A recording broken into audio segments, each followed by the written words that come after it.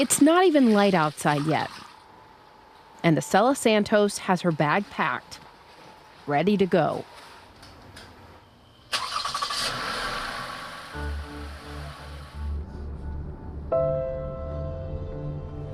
Marta Reyes and her daughter Sunny also started their drive before the sun came up. These women are setting out on very similar journeys with two very different destinations, separated by an international border. So I can't sleep. I'm kind of nervous. How about the surgery? You've entered the parking lot for your destination.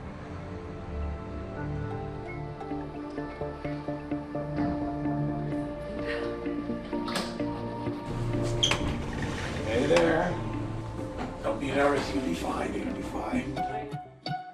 We're a country where so many are obsessed with plastic surgery, in a world obsessed with the fountain of youth. Globally, cosmetic surgery rakes in more than $45 billion a year. Pretty face, no waist, and a big old ass. From music stars like Lotto and Cardi B, SZA even sang about her surgery. So classic, that ass so fat it look natural, it's not. To reality stars. Come on, follow me on this journey of liposuction 360 and a professional mini BBL. Like Nene Leakes and Larsa Pippen, pricey procedures send patients on the hunt for the best bargain. Many times, that search leads them outside of the U.S. I think my tummy tuck procedure in Mexico, I added it up, and I spent about $5,000. Year, it would have been about $18,000. But cheap doesn't always mean safe. Can you explain what fungal meningitis is? Think about a dime-size or quarter-size lesion eating into the substance of the brain. Eating it. Now, a lethal fungal infection is putting dozens of women in danger, and the CDC and the World Health Organization are sounding the alarm. What we're seeing more in this outbreak than anything else is women. This is sort of part of the phenomena of medical tourism. These are severe, life-threatening infections. At least 6 American women have died, all after plastic surgery in Mexico. This entire outbreak appears to be a symptom of a much bigger problem, an entire industry rife with loopholes, leaving patients vulnerable. So, is looking good really worth the risk? Is this something that could happen in the U.S.? Absolutely. My biggest fear is death. I haven't seen nobody walk home yet from this.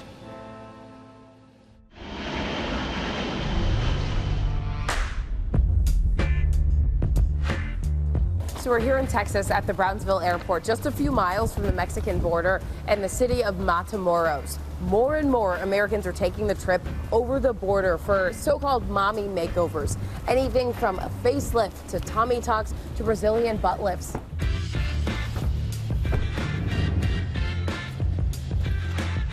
Matamoros is one of Mexico's chief ports of entry for tourists. It can also be very dangerous. Earlier this year, 4 Americans were kidnapped on the way to a cosmetic surgery. 2 died. The filler is going to change the shape of the nose. Checking that we're in the right position. My name is Dr. Franco Reyes Jacome. I'm a plastic surgeon. I have more than 35 years of experience. Dr. Jacome has worked in Matamoros for years, building one of the most respected plastic surgery clinics in the area. Jacome says nearly 80% of his patients come across the border from the U.S. And this incision, we're going to find a space between the muscles. This is the implant you can see. 280 miles away, on the U.S. side of the border, another surgeon is also getting ready to glove up. Getting a full 360 BBL tummy tuck. I'm Thomas Genevieve. I'm a board-certified plastic surgeon. I'm from the East Coast, but I live in the great state of Texas. If you could just ballpark it, how many surgeries do you do a day? In my busy months, I'll do 25 surgeries a week. I'll do 100 a month. Estela Santos is a school teacher and mother of 3 here. For her, this surgery is a key step toward a more confident future. I mean, after kids, like, your body just gets messed up. I've already tried the exercise routine and lose weight, but like the skin is still there. Like even if I lose the weight, it's still like loose. So the only way to fix it is through surgery. She lives here in San Antonio, just a few hours from the Mexican border. It's better to pay the $3,000 extra or $4,000 and be safe than go over there and then something bad happens. This surgery, liposuction, a tummy tuck, and a Brazilian butt lift, will cost her about $15,000. The reason this is dangerous is because this is called the triangle of death here, which is on the buttocks. Dr. Genevieve says one of his most popular surgeries is the infamous BBL. So believe it or not, this is the most dangerous operation in America right now, beside like cardiac. Now I'm going to shape her butt. You can see the flatness here and how that's got a little bit more curve. So a Brazilian butt lift may seem very benign with low risk. As it turns out, it's by far the riskiest procedure in plastic surgery and potentially the most fatal. So 700 here and 1,100 here, but it kind of equalized. Dr. Genevieve prides himself on his experience. He says he's never had a patient die because of one of his surgeries. Being so close to the border, Genevieve says he does get patients who went to Mexico and now need help fixing botched surgeries. You're 4 hours from the border. So do you get patients who come in here and find out your price and are like, well, wait a second, I could drive across the border and pay quite a bit less? We do, and if it's good, you got lucky. And if you made it and you didn't get weird stuff happening to you, infections, bleeding, then congratulations. I am now 5 days post-op. The latest TikTok rage is all about the ubiquitously titled Mommy Makeover. Plastic surgeons love to talk about and use the terms having a little work done or having a mommy makeover or going for medical tourism vacation. It sounds so cute, doesn't it?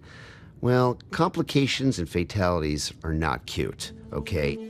And now, the usual risks of traveling for plastic surgery are coupled with an illness that's much more mysterious and more dangerous.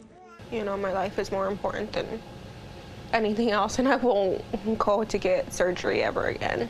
Alondra had surgery in Matamoros in March, a BBL and liposuction. Now the mother of two has been living in a Phoenix hospital for nearly 2 months, being treated for fungal meningitis. The doctors told me that if I didn't go on time, I could have died within 24 hours because this is a fatal infection.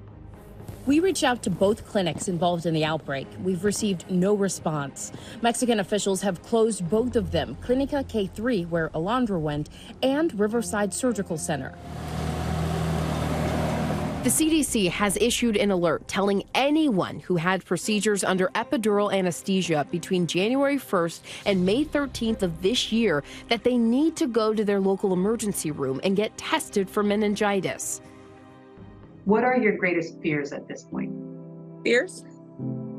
Death. And I only say that because I have not seen one lady leave. I have not seen no girl go home yet. Our thanks to Janae. You can see the full episode of If Looks Could Kill on Impact by Nightline, now streaming on Hulu. Hi, everyone. George Stephanopoulos here. Thanks for checking out the ABC News YouTube channel. If you'd like to get more videos, show highlights, and watch live event coverage, click on the right over here to subscribe to our channel. And don't forget to download the ABC News app for breaking news alerts. Thanks for watching.